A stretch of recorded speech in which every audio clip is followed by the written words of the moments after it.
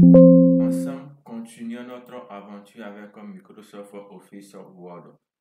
Après présentation de l'interface graphique, voyons ensemble comment l'on peut réussir à modifier quelques paramètres quant à l'interface graphique. Nous avons vu qu'il était possible d'ajouter des éléments au niveau de cette barre qui est la barre d'accès rapide en cliquant sur le bouton C et l'on peut cocher autant d'éléments que l'on souhaite en fonction des éléments que nous utilisons les plus fréquemment. Donc vous pourrez ajouter des options à ce niveau-là. Plus vous cliquez sur un élément pour le cocher, il va automatiquement s'afficher au niveau de cette barre d'accès rapide. Vous avez aussi la possibilité, toujours au niveau de cette barre, carrément en bas, faire un clic droit aussi sur la barre et vous cochez, par exemple, autorisation. Vous pouvez cocher suivi des modifications, par exemple, vous pouvez cocher refrappe.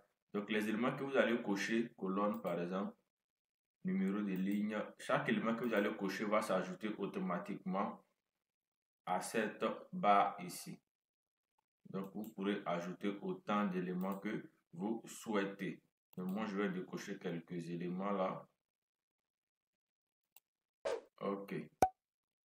Donc, plus vous cochez, plus vous aurez des éléments. Maintenant, il faudrait laisser l'option numéro de page. Cela vous permettra d'avoir une vue sur votre progression quant à la saisie que vous faites. Donc, moi, je vais décocher tout ça. Je conserve seulement que les quelques éléments. Cela était lié à l'interface à ce niveau-là. Vous avez la possibilité au niveau de l'option affichage, par exemple, de cliquer sur règles pour faire afficher ou désactiver la règle. Vous pouvez aussi cliquer sur l'option quadrillage. Cela vous permettra de créer une grille, c'est-à-dire le quadrillage que vous voyez là, qui vous permet de faire d'autres manipulations. Si vous voulez saisir des formes, tout ça, vous allez voir qu'avec ces quadrillages, vous aurez beaucoup plus de manœuvres à faire. Aussi, vous avez ici volet de navigation. Si vous cliquez dessus, il va afficher ici cette fenêtre de navigation. Et dans cette fenêtre, il y a trois éléments. Il y a l'option ici titre, il y a l'option page et il y a l'option résultat. En fonction de ce que vous souhaitez faire, vous activez l'élément qui correspond à votre attente. Donc, en cliquant sur volet de navigation, vous aurez cet élément à ce niveau-là. Vous pouvez aussi activer le volet de navigation en cliquant directement sur le nombre de pages. En cliquant sur le nombre de pages, automatiquement, le volet de navigation aussi va s'afficher. Il y a aussi au niveau de affichage quelques options par rapport à la vue de votre page. Vous pourrez passer en mode lecture, en mode page ou en mode web. Les trois options-ci sont les options qui sont affichées ici en bas. Ok, vous avez aussi la possibilité de changer l'affichage avec une page, plusieurs pages ou bien largeur de la page. Voilà, vous pourrez simplement cliquer et la page va se présenter en largeur. Ok, une page pour avoir cette configuration. Plusieurs pages vous permettra d'avoir, si j'ai plusieurs, je vais créer plusieurs pages. Vous verrez automatiquement qu'avec plusieurs pages, mes pages sont listées dans ce sens-là. Au lieu d'être listées du haut vers le bas, les pages sont listées de la gauche vers la droite. Plus je vais zoomer, le nombre de pages va diminuer. Vous voyez maintenant qu'on a deux pages et on descend. Donc, ce sont des options qui sont quand même très intéressantes et très utiles lorsque vous manipulez de gros documents. Alors, vous pouvez facilement faire comme ça et voir en un seul clic l'ensemble de vos documents. Donc, plusieurs pages ou bien une page pour jouer sur le nombre de pages à afficher. Donc, les options de zoom sont là et vous pourrez cliquer et modifier directement la valeur du zoom que vous souhaitez avoir. Ok, donc ce sont les quelques manipulations sur l'apparence du logiciel. Nous poussons encore un peu plus ici l'apparence du logiciel en partant dans l'option fichier. Dans l'option fichier, il y a plusieurs éléments. Vous allez rechercher autre.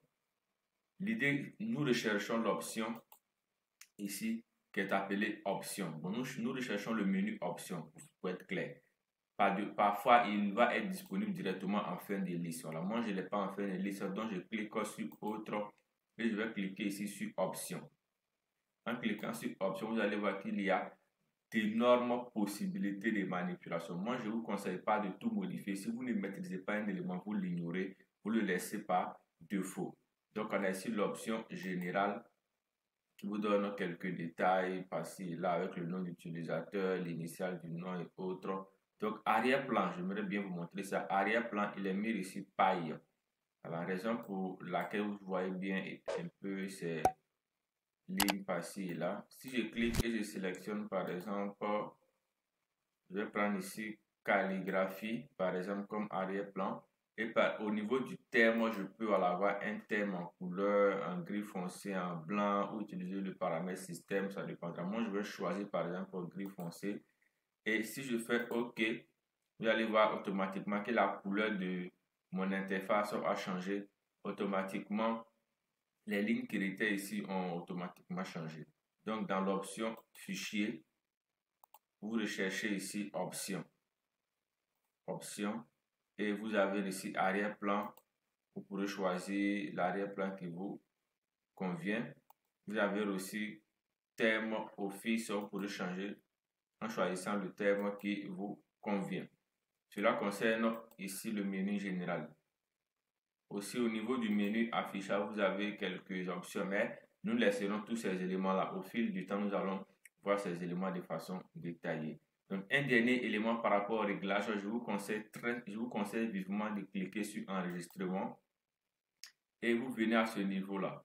Enregistrer les informations de récupération automatiquement tous les, vous diminuez carrément, vous passez jusqu'à 1. Vous passez jusqu'à 1 parce que c'est 1 qui est la plus petite valeur. Il faudrait que vous diminuez cette valeur au maximum pour qu'à chaque 1 minute, il puisse enregistrer votre document. Si vous ne le faites pas par oubli et qu'il y a un souci, vous pouvez récupérer le document après 1 minute d'enregistrement. Donc, chaque 1 minute, il va lui-même faire la sauvegarde en arrière-plan. Donc, n'oubliez pas cela. Enregistrement, enregistrer les informations de récupération automatique toutes les 1 minute. Lorsque cela est fait, vous faites OK et OK, j'ai l'interface qui est là avec ces quelques modifications que nous venons de faire.